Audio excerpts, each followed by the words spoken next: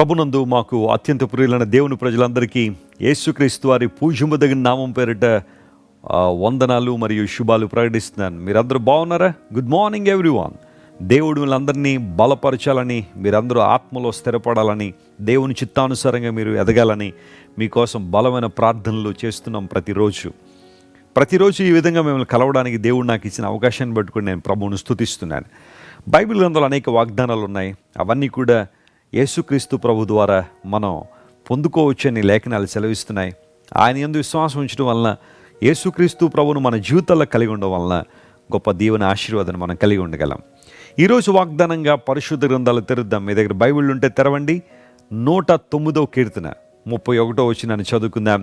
Psalm 109 and verse 31. దరిద్రుని ప్రాణమును విమర్శకు లోపరుచు వారి చేతిలో నుండి అతన్ని రక్షించుటకై యెహోవా అతని కుడి ప్రక్కను నిలుచుచున్నాడు. For he shall stand at the right hand of the poor to save him from those that condemn his soul. దరిద్రుని ప్రాణము అనే మాట అక్కడ మనం చూస్తాం. ఇంగ్లీష్లో పోర్ అనే పదం వాడబడింది. పేదవాడు అంటే ఏ ఆదరణ లేనివారు, ఎవరి సపోర్టు లేనివారు. కొన్నిసార్లు చూడండి, లోకంలో వీడు పేదోడురా, వీడి పక్షాన ఎవరు లేరు, అందరూ ఇతనికి దూరంగా ఉన్నారు, మనం ఎంతవరకైనా వీడిని మోసం చేసేయచ్చు, ఇబ్బంది పెట్టేయచ్చు, ఏం అడగలేడు, నోరు తెరవలేడు అని కొంతమంది పేట్రేగిపోతుంటారు. పేదలను చూసి, పేదవాళ్ళని చూసి, విధవరాండ్రని కానీ, వృద్ధాప్యంలో ఉన్న వ్యక్తులను కానీ, కొన్నిసార్లు బలహీనులైన వారిని చూసి పేట్రేగిపోయే లోకం ఇది.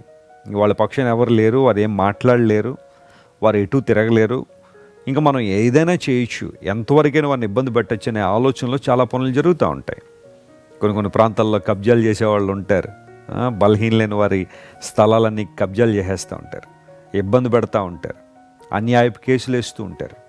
వారి ఆస్తిపాస్తులు లాక్కోవడానికి ఫేక్ డాక్యుమెంట్స్ క్రియేట్ చేసి ఇంక వీరు ఎటు కోర్టుల చుట్టూ తిరగలేరులే, ఏదో విధంగా మనం లాక్కుందామని ఆలోచన ఇలాంటివన్నీ చాలా జరుగుతున్నాయి ప్రపంచంలో. అయితే బైబిల్ సెలవిస్తూ ఉంది, దేవుడు దరిద్రుని ప్రాణము పక్షంగా నిలబడతాడని. అంత మాత్రం కాకుండా విమర్శించు వారి చేతుల్లో నుండి, ఇంగ్లీష్లో రాయబడింది దోస్ హూ కండెమ్ హిమ్. కొన్నిసార్లు చాలామంది ఖండిస్తూ ఉంటారు, లేదా ప్రతిదానికి విమర్శించే వాళ్ళు ఉంటారు. నువ్వు మంచి చేసినా విమర్శించే వాళ్ళు ఉంటారు, లేదా కొన్నిసార్లు ఏదైనా చిన్న పొరపాటున్నా దాన్ని ఇంకా పెద్దదిగా చేసి విమర్శించే వాళ్ళు కూడా చాలామంది ఉండొచ్చు. మంచి చేస్తూ కూడా విమర్శ పొందడం అనేది కొన్నిసార్లు బాధ కలిగిస్తుంది, నిందపడడం అనేది బాధ కలిగిస్తుంది. కండెమ్ చేసేవాళ్ళు ఉంటారు, నువ్వు ఇలాంటోడివి, నువ్వు అలాంటోడివి, నువ్వు ఇలాంటి దానివి, నువ్వు అలాంటి దానివి. ఇప్పుడు వాళ్ళ రక్షణ పొందిన తర్వాత కూడా మనుషులకు నైజం అదే. మానవుడు ఎప్పుడు కూడా నీ గత జీవితాన్ని తవ్వుతూనే ఉంటాడు. నువ్వు రక్షణ పొందినా సరే, ప్రభు దగ్గరికి వచ్చినా సరే, నీ గత జీవితమే వాళ్ళకు ప్రాముఖ్యమైంది. అదే ఎత్తి మాట్లాడి నేను ప్రతిరోజు కృంగదీయాలని ప్రయత్నం చేస్తుంటాను. ఒక చెల్లెమ్మ ఉత్తరం రాస్తూ, అన్న నేను ఒకప్పుడు చాలా భయంకరంగానే బ్రతికాను, కానీ యేసు ప్రభువును అంగీకరించి నా బ్రతుకు మార్చుకున్నాను, నా ఆలోచన మార్చుకున్నాను, జీవిత విధానాన్ని మార్చుకున్నాను. కానీ నా సొంత తల్లిదండ్రులే ప్రతిరోజు నా గతాన్ని ఎత్తి నన్ను బాధ పెడతా ఉంటారు, ప్రతిరోజు నా గత జీవితాన్నే పైకి తీసుకొచ్చి నన్ను వేధిస్తూనే ఉన్నారు. నా జీవితంలో ఇలాంటి పరిస్థితి ఎందుకు వస్తుందని అడుగుతుంది. ఒకవేళ అదే ప్రశ్న నీదైతే, లోక సంబంధమైన వ్యక్తుల యొక్క తలంపులే అలాంటివి, వారి పనులే అలాంటివి, అపవాది లక్షణం అది నీ మీద ఎప్పుడు కూడా తప్పు మోపాలనే, నేరం మోపాలనే. కానీ యేసుక్రీస్తు ప్రభువుని ఎప్పుడైతే నీ జీవితంలో చేర్చుకున్నావో, నీ ప్రతి పాపాన్ని యేసు ప్రభు రక్తంలో ఎప్పుడైతే కడుక్కున్నావో, దేవుడు నిన్ను నీతిమంతురాలిగానే చూస్తున్నాడు ఆయన. ఎందుకోసం నువ్వు యేసు ప్రభువుని ఆశ్రయించావు కాబట్టి, క్రీస్తు రక్తంతో నీ జీవితాన్ని కడుక్కున్నావు కాబట్టి ఇక నీ గత జీవితంతో పని లేదు. ఇక్కడ ప్రభువు నీ గత జీవితాన్ని కొట్టివేశాడు, నీ పాపములన్నీ కూడా సముద్రపు అగాధ జలములలో వేశాడు ఆయన. మనుషుల్ని నీ చుట్టూ చేరి నేను కండెమ్ చేయొచ్చు, నువ్వు అలాంటి దానివి ఇలాంటి దానివని నీ మంచితనాన్ని గుర్తించకుండా, నీ ఔన్నత్యాన్ని గుర్తించకుండా, నీ గొప్పతనాన్ని గుర్తించకుండా నీ గురించి ఎప్పుడు చెడుగానే మాట్లాడుతూ ఉండొచ్చు. నువ్వు వాటిని పట్టించవలసిన అవసరం లేదు. నీ దేవుడు నీ గురించి ఏమనుకుంటున్నాడో చూడు. ఇదే వాగ్దానాన్ని క్లెయిమ్ చేసుకో. దేవుడు నిన్ను రక్షించడానికి నీ కుడి ప్రక్క నిలిచి ఉన్నాడు. రైట్ సైడ్ అంటే అది సరైన స్థలం అని, నీ పక్షముగా సరైన సమయంలో, సరైన స్థలంలో, సరైన విధానంలో పోరాడగలిగిన వాడు నీ దేవుడు. ఆయన ఎప్పుడు కూడా లేట్ అయ్యేవాడు కాదు, ఆలస్యం అయ్యేవాడు కాదు. ఒకవేళ ఏదైనా ఒక ఉద్దేశంతో ఆయన ఆలస్యం చేసినా దాని వెనకాల గొప్ప మేలే ఉంటుంది, కానీ నీకు కీడు లేదు. నీ ప్రక్కన నిలుచుండే దేవుడు ఆయన. కొన్నిసార్లు అంటూ ఉంటారు, మా ప్రక్కన ఎవరున్నారో తెలుసా, నా పక్షాన్ని ఎవరు నిలబడతారో తెలుసా అని కొంతమంది చాలా ధైర్యంతో ఉంటారు. బహుశా వారి పిల్లలో, వారి బంధువులో, వారి దూరపు చుట్టాల్లో ఉన్నతమైన స్థితిలో ఉన్న వారిని చూసి అలాంటి కాన్ఫిడెన్స్ ఉంటే ఈ రోజు నుంచి చెప్దాం, మన ప్రక్కన ఎవరున్నారో తెలుసా, దేవుడు ఉన్నాడు, ప్రభువు ఉన్నాడు. ఆయన మన పక్షాన్ని నిలబడే దేవుడు, నీ పక్షాన్ని పోరాడేవాడు ఆయన.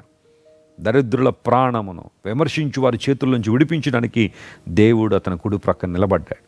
ఈ వాగ్దానాన్ని క్లెయిమ్ చేయండి. ఈ రోజంతా కూడా ఈ వాగ్దానంతో దేవుని స్తుతించండి, దేవుని ఆరాధించండి, మహింపరచండి. ప్రభు మీ జీవితంలో గొప్ప కార్యాలు జరిగిస్తారు. కళ్ళు మూసుకోండి, చిన్న ప్రార్థన. ప్రేమగల తండ్రి, మా పక్షమును నిలబడే దేవుడు, కుడి ప్రక్కన నిలబడతానని వాగ్దానం చేశావు ప్రభువా. నీవలే మాకు దగ్గరగా వచ్చిన వాళ్ళు ఎవరు లేరు, ఉండరు కూడా. నీ ప్రేమ గొప్పది, నీ ప్రేమ ఉన్నతమైంది. ఈరోజు ఈ వాగ్దానం మా ప్రియులందరి జీవితంలో నెరవేర్చండి.